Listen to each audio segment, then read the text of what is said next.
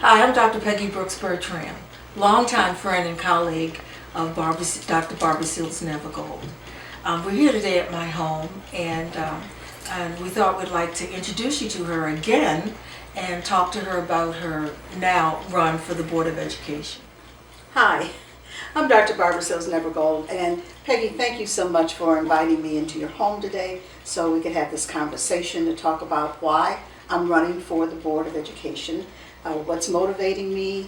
As you know, both of us, have been involved in education in Buffalo School District and community education for several decades. Not that we want to talk about time or age, but it's been a long-term passion, a long-term commitment that we both share, and it's really wonderful to be able to sit here and talk with you today about the Buffalo Board of Education. And of course, we've seen a lot of problems, real or imagined, that are written about in the newspapers. But I wonder if you could just pinpoint maybe 2 or 3 major problems that you see that either exist or contribute to difficulties with the Board of Education. That's a very good question because, of course, there are problems. There are difficulties and challenges that we faced for many years, not just the last couple of years, but have been ongoing.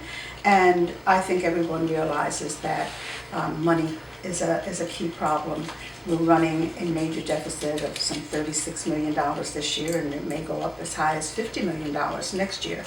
So that's one problem, one challenge we have to grapple with.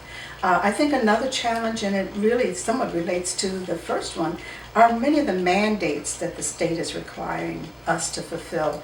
The mandates, for example, with the Common Core, which require us to train teachers to have more professional development, but are not giving us the monies to do that.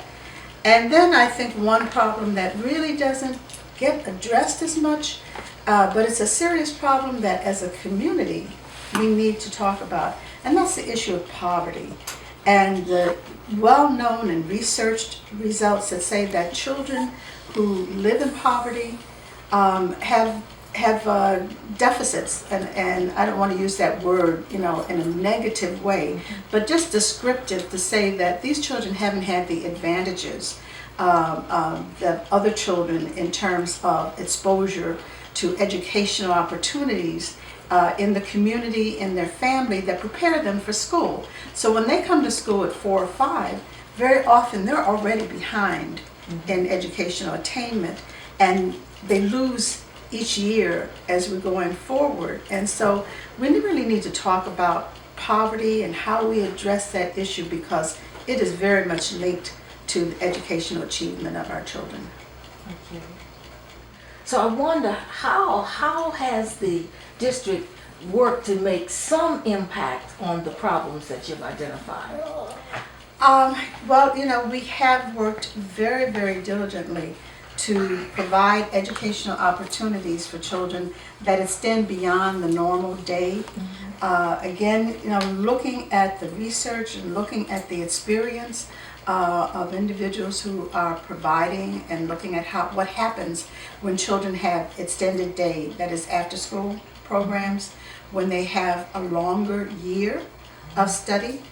We find that those children who have, who have lags in their educational attainment are able to catch up with that. So one of the things the district is doing is to have after-school programs and extended day, if you would, weekend programs, summer school.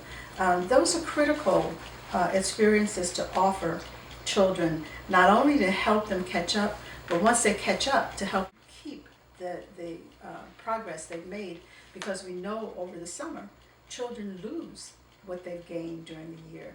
So if we can extend school through the summer for a period of time, then we can keep that attainment where it was.